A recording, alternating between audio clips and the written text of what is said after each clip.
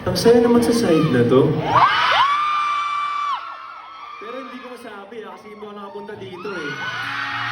At doon sa likod, di pa ako nakakapunta doon. Pero this time, chill muna tayo dito. Medyo intimate tayo ngayon. Yeah.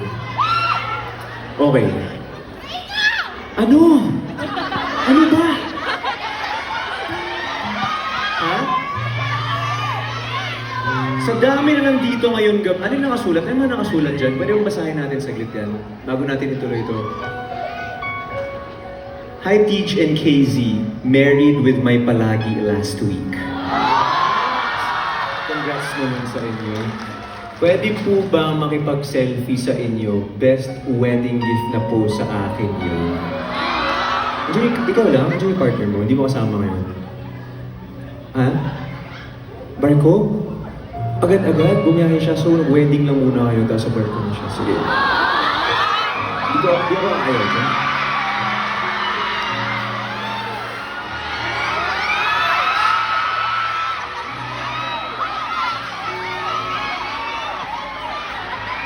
Congrats po. Kuya PJ, birthday gift ko ang sunflower and hug from you. Nabigyan ako ng sunflower hug na lang. Salamat po. Thank you. Okay na.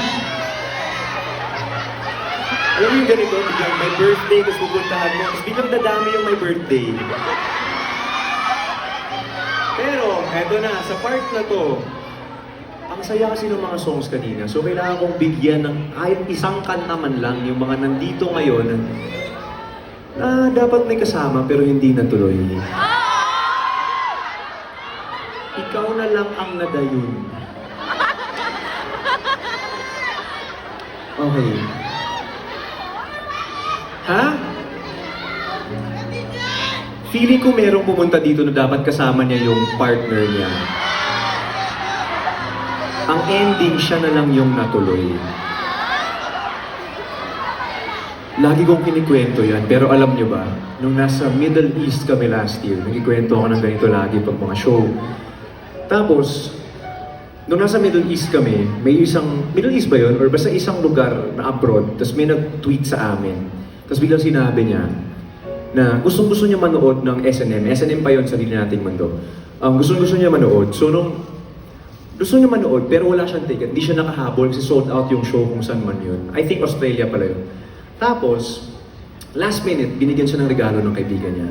Ng mga kaibigan niya na, uy, we got you a ticket for SNM kasi gusto manood. Pero likod lang to, sabi niya. Eh, syempre, sobrang happy siya kasi gift yun ng mga kaibigan, effort. So, ilang beses niya nang gustong manood nun kasama boyfriend niya. Kasi yung boyfriend niya ayaw talaga manood. Parang siya lang yung may gusto manood ng show namin. So, okay lang naman yun. But then, natuloy siya. Nanood siya, biglaan. Nanood siya. Sa likod, kumakanta ako. Tapos tinweet niya to, totoo, true story, tinweet niya to.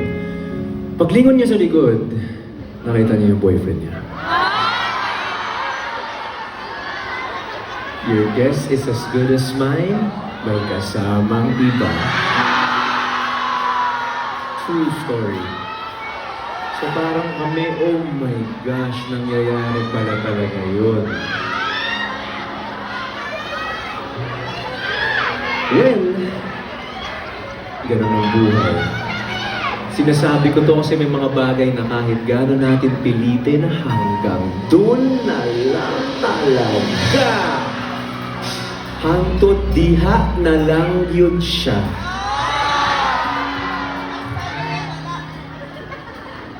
Kung ikaw yan ngayong gabi, para sa'yo itong kantang to.